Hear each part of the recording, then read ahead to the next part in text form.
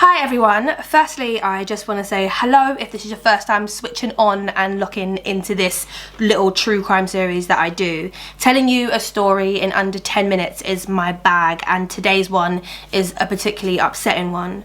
Most, if not all, murders are completely avoidable, but when it comes to senseless crime that happens for absolutely no other reason than pure chance and pure malice, it's just so sad, and that is what I've got for you today, because this week marks the 1 year anniversary. Yet this crime is from 2020 of the murder of Robert Wilson.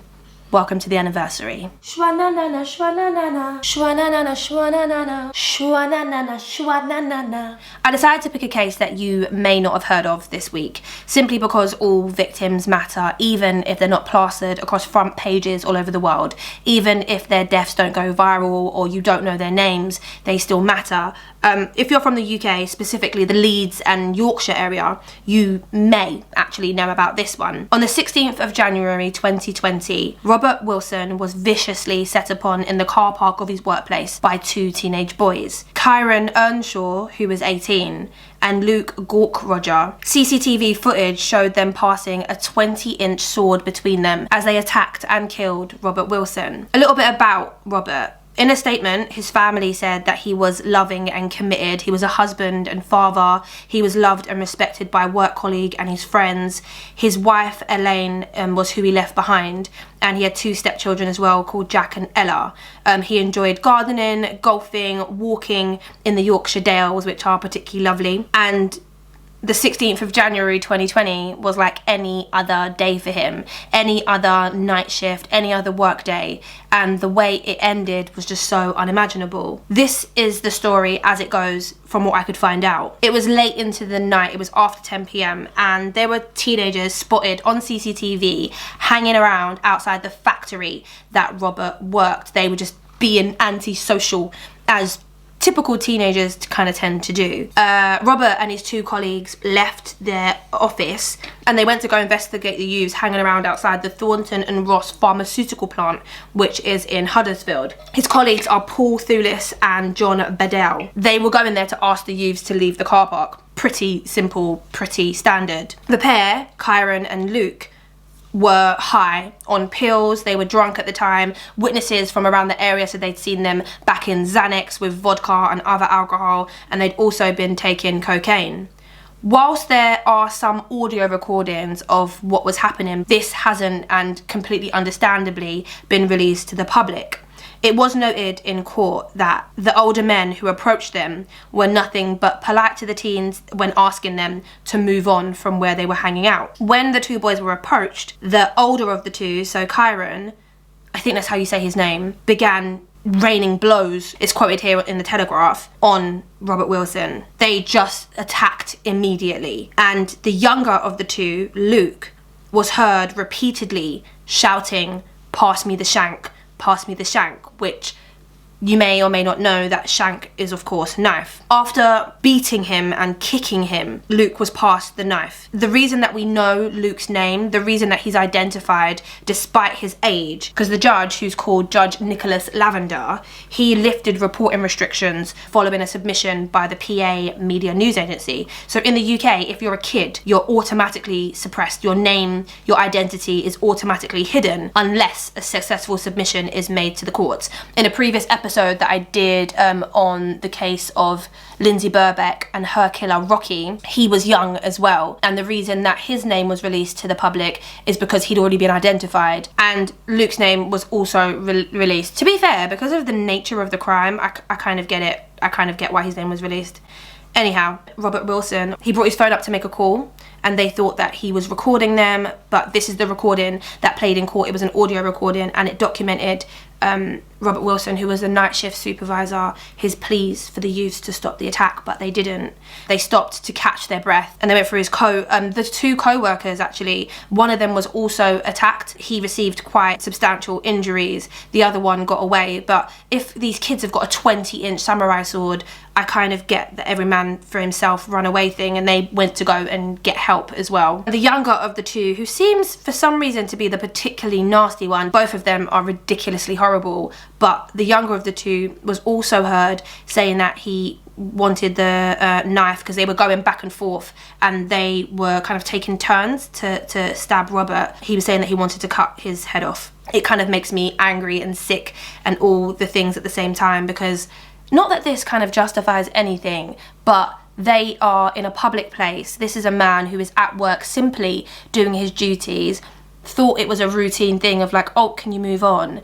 And they launched this insane attack on him, and it just makes me so scared. Like, these type of stories and these types of crimes make me so scared, and it's part of the reason why I'm so intrigued and so into true crime, because you don't know anybody. I think it was last week I was saying that, no, it was on my Instagram story when people be weird in my DMs, and I'm like, that person could be sitting on the bus next to you and you have no idea they're chatting off in my messages. And this is like, you don't know how someone's going to react to you or what someone's going to do even if you approach them in the most civilized way possible. You couldn't have predicted this reaction from the two teens. After resuming their attack, the two boys together, holding the sword, so using their joint force, they crouched over Robert Wilson's upper body, and they seemed to make a conceited effort to saw his head from his shoulders.